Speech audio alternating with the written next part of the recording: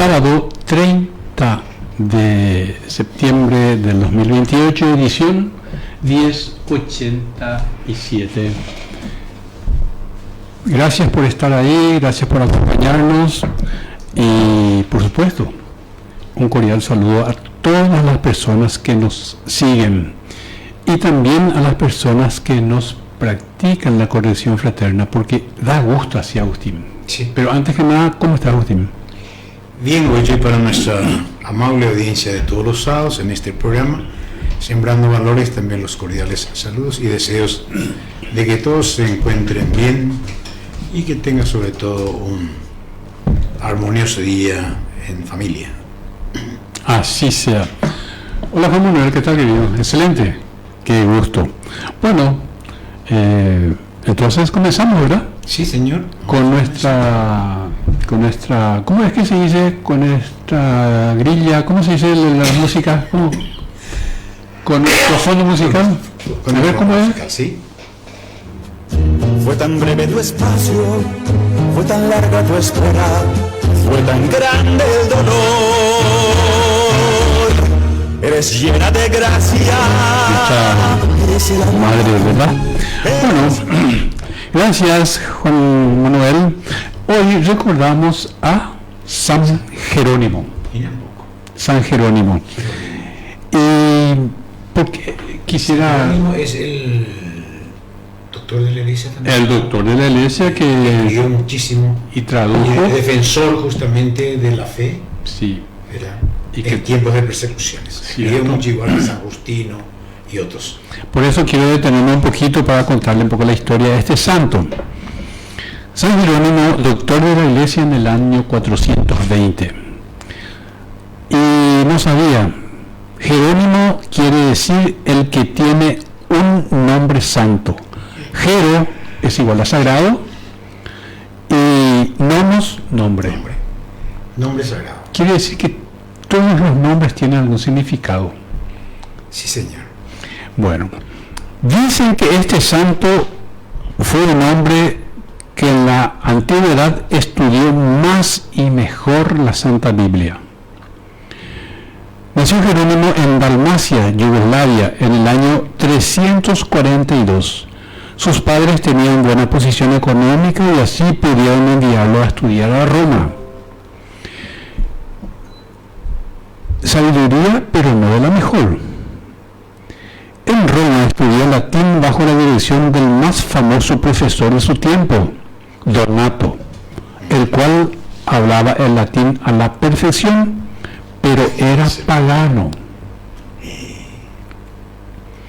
Esta instrucción recibida de un hombre muy estudiado, pero no creyente, llevó a Jerónimo a ser un gran latinista y muy buen conocedor del griego y de otros idiomas, pero muy poco conocedor de los libros espirituales.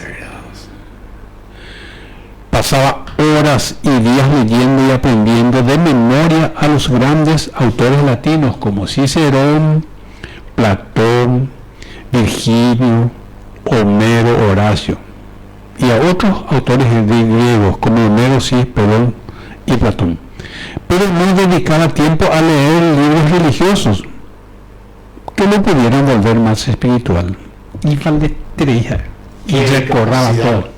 Qué gran capacidad de memoria tenía este hombre para leer tantos libros y en latín, y a los más grandes, a los más célebres, vamos a decir, escritores pensadores de la época, él los leía y sabía todas memorias. Pero como Dios nos tiene preparado por lo visto a cada uno una misión, porque mira lo que dice acá, misión aterradora. En una carta que escribió a Santa Eustaquia, Jerónimo le cuenta el diálogo aterrador que sostuvo en un sueño o visión. Sintió que se presentaba ante el trono de Jesucristo para ser juzgado.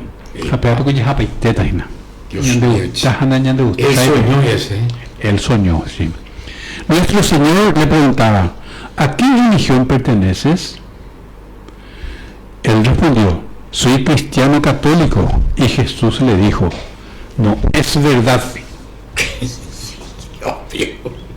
Que borren su nombre de la lista de los cristianos católicos. Esta conversación inició. No es cristiano, sino pagano, porque sus lecturas son todas paganas. Tiene tiempo para leer a Virgilio, a Cicerón y a Homero, pero no encuentra tiempo para leer la Sagrada Escritura. Se despertó llorando y en adelante su tiempo será para meditar libros sagrados y exclamará emocionado: nunca más me volveré a trasnochar con libros paganos. Agustín, acá una vez ya dijimos, es posible que Ñande Yara nos hable en sueño o nos transmita algunas ideas. No te contevilla, es que te año que está con Ñande Yara de Sí. Y bueno, y puede sucedernos también a nosotros. Claro, yo creo que a muchas personas ya le habrá ocurrido, han tenido seguramente sueños muy llamativos, pero que tal vez no lo habremos asociado con una circunstancia de nuestras vidas. Entonces la dejamos pasar por alto. Y Dios también, Dios se manifiesta, ¿verdad?, de diferentes maneras y en todo momento. De manera que entonces tenemos que estar cautelosos, cautos, atentos, para poder descubrir y distinguir, vamos a decir, diferenciar una cosa común, rutinaria, y de una cosa extraordinaria. Dice, a veces dan ganas de que a ciertos católicos les sucediera una aparición como la de Jerónimo, para ver si dejan de dedicar tanto tiempo a lecturas inútiles, periódicos, revistas, novelas, y dedican unos minutos más a leer el libro que va a salvar. Por supuesto que no estamos entendiendo acá que no haya leído ni diario ni periódico. Es la Isea o hiponánico, pero a la Biblia es un libro sagrado. Donde, bueno, o las cosas espirituales allí. Sí. Pero tuvo espantosas tentaciones. El mismo en una carta cuenta cómo fueron las tentaciones que sufrió en el desierto, y esta experiencia puede servirnos de consuelo a nosotros cuando nos vengan horas de violentos ataques de los enemigos del alma. San Francisco de Sales recomendaba leer esta página de nuestro santo porque es bellísima y provechosa. Dice así: en el desierto salvaje y árido, quemado por un sol tan despiadado y abrasador que asusta hasta a los que vivieron allá toda la vida, mi imaginación me hacía parecer que estaba en medio de las fiestas mundanas de Roma. En aquel desierto en el que por temor al infierno yo me condené voluntariamente, sin más compañía que los escorpiones y bestias salvajes. Muchas veces me imaginaba estar en los bailes de Roma contemplando a las bailarinas. Mi rostro estaba pálido por tanto ayunar, y sin embargo los malos deseos me atormentaban noche y día. Mi alimentación era miserable y desabrida, y cualquier alimento cocinado me habría parecido un manjar exquisito, y no obstante, las tentaciones de la carne me seguían atormentando. Tenía el cuerpo frío por tanto aguantar hambre y sed, mi carne estaba seca y mi piel casi se me pegaba a los huesos. Pasaba las noches orando y haciendo penitencia, y muchas veces estuve orando desde el anochecer hasta el amanecer, y aunque todo esto hacía, las pasiones seguían atacándome sin cesar. Pero esto no le ocurre a todos, ¿verdad? No. Ahora, que las pasiones nos atacan, eso yo creo que es poco a todos, ¿verdad? Porque muchas cosas hemos superado, pero esa parte es tal vez la más difícil, a la que más lucha, ante cual el hombre más lucha presenta y debe presentar. ¿Vos crees que la psicología puede resolver eso? Yo creo que no. Yo creo que no. Porque esto no es cosa de mente, sino del interior, ¿verdad? Sí, la psicología lo que trata y busca algunas respuestas ya es, podríamos decir, a la resonancia de ciertas partes de nuestra naturaleza. Pero esto es mucho más profundo. Yo creo que es mucho más profundo. Y paramos con Aya y Coagina porque Icatungo una gea veían de Icatú. Y yo me pregunté si esto sucedió a uno que estaba totalmente dedicado a la oración y a la penitencia. ¿Qué no les sucederá a los que viven dedicados a comer, a beber, a bailar y a darle a su carne todos los gustos sensuales que pide? Y aquí también nosotros escuchamos siempre, Agustín, los que tenemos la responsabilidad o la oportunidad de estar compartiendo con gente. Ya en Duipea, va, ese con fulano a fulana, hoy copesa jala y suerte te. Ya es viva. Y cuando escuchan va a ver, hace.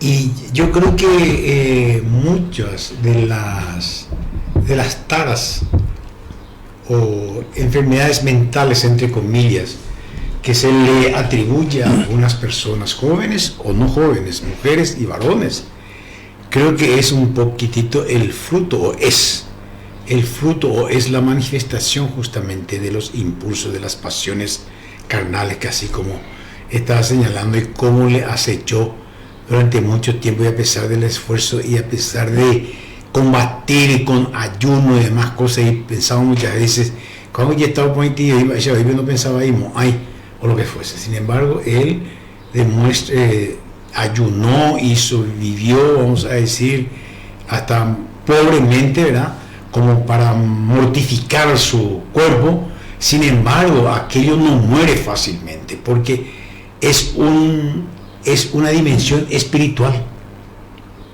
en la carnal, que se manifiesta en diferentes momentos. Siempre a la idea una dimensión espiritual, porque gestañan de la pizza añete te jape a huevo y así, de que cree que no hay ande ya potiabre ya potima. O sea, me cuesta también creer que alguien pueda creer así, pero sí, no, ocurre, claro que sí, ocurre. Pero en la opinión, señal de yaraña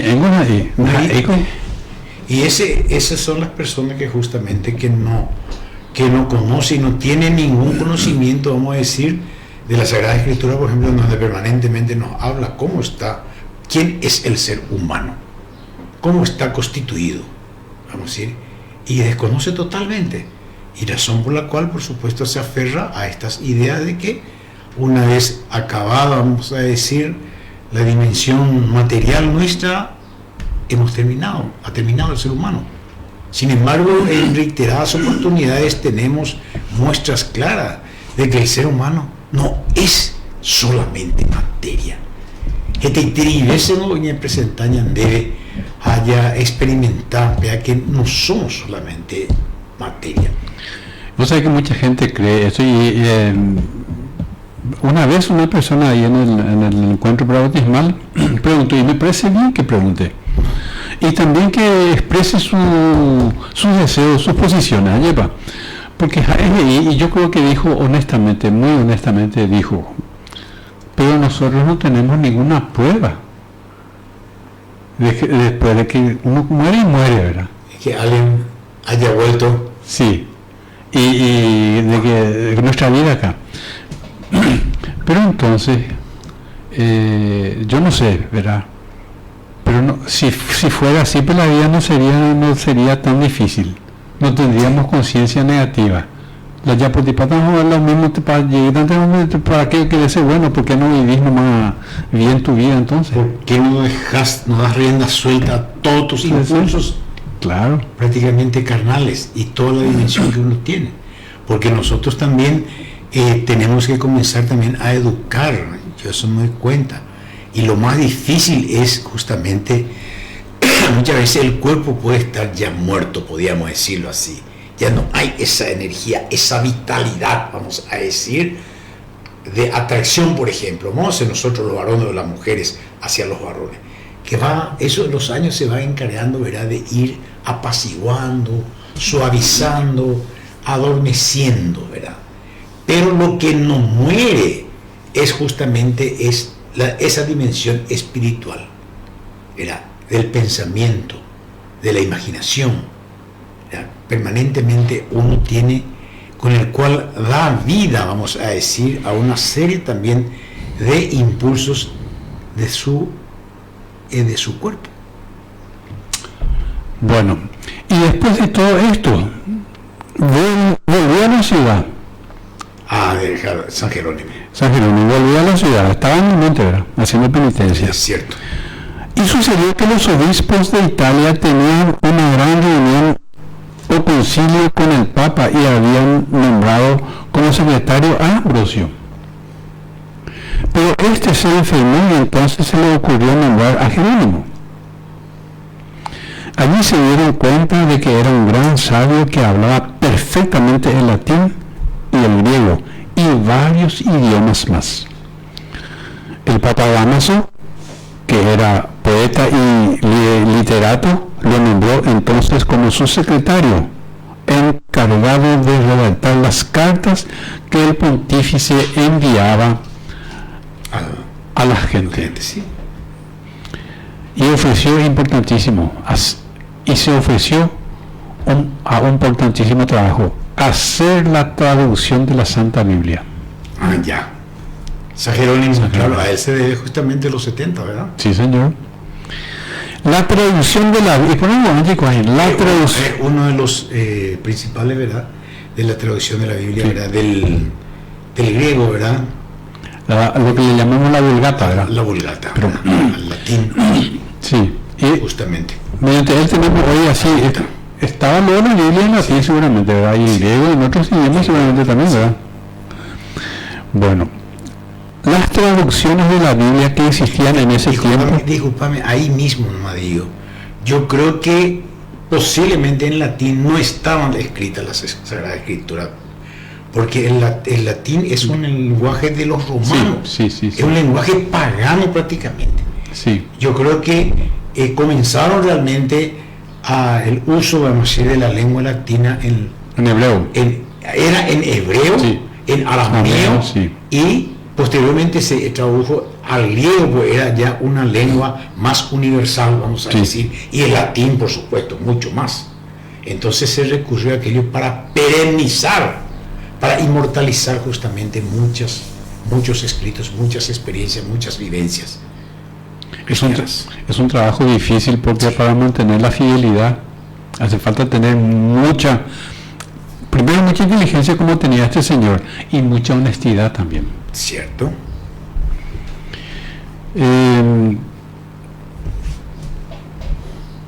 Las traducciones de la Biblia que existían en ese tiempo tenían muchas imperfecciones del lenguaje y varias imprecisiones o traducciones que no muy exactas. Ahí está. Jerónimo, que escribía con gran elegancia el latín, tradujo a este idioma toda la Santa Biblia y era traducción llamada Vulgata o traducción hecha por el pueblo o vulgo. Sí, señor. Fue la Biblia oficial para la Iglesia Católica durante 15 siglos. Únicamente en los últimos años ha sido reemplazada por traducciones más modernas y más exactas, como por ejemplo la Biblia de Jerusalén y otras, que hasta hoy sigue vigente. Y probablemente ya no se va a modificar más. Yo creo que no. Digo yo probablemente, porque ya te escribimos así. ¿Qué es lo que más se puede? Incomprensión y desilusión. Casi con 40 años Jerónimo fue ordenado sacerdote, pero por sus altos cargos en Roma y la dureza con la cual corregía ciertos defectos de la alta clase social, le trajeron envidias, rencores y problemas. Seguro. Él decía que las señoras ricas tenían 3 manos, la derecha, la izquierda y una mano de pintura, y que las familias adineradas solo les interesaba que sus hijas fueran hermosas como terneras y sus hijos fuertes como potros salvajes y los papas brillantes y mantecosos como marranos gordos. Que no está lejos de nuestra era. Pero claro que va a saltar feo eso, Sí, claro. porque no era nada diplomático este señor. Y Decía en forma directa y bien ilustrada, incluso era bien figurada, para que pueda estar al alcance de cualquier mortal. Pero y por sí, güey. Comparaba, ¿verdad?, con lindas terneras y otros salvajes. Claro que le va a gustar a la gente. Toda la vida tuvo un modo duro de corregir, lo cual le consiguió muchos enemigos. Con razón, el Papa Sixto V, cuando vio un cuadro donde pintaba a San Jerónimo dando golpes de pecho con una piedra, exclamó: menos mal que te golpeaste duramente y bien arrepentido, porque si no, hubiera sido por esos golpes y por ese arrepentimiento, la Iglesia nunca te hubiera declarado santo, porque eras muy duro en tu modo de corregir. Sí, sí. Hoy le quemaríamos vivo. Sí. Va ella va cristiano pea. Va ese coñón de llano ahorita de pupema ena ma esa va. Y bueno, y a lo mejor con razón, ¿verdad? Sintiéndose incomprendido y hasta calumniado en Roma, donde no aceptaban el modo fuerte que él tenía de corregir y de enviar y de conducir a la santidad a muchas mujeres que antes había sido fiesteras y vanidosas y que ahora por sus consejos se volvían penitentes y delicadas a la oración, dispuso a alejarse de ahí para siempre y se fue a Tierra Santa, donde nació Jesús. Mira, pues.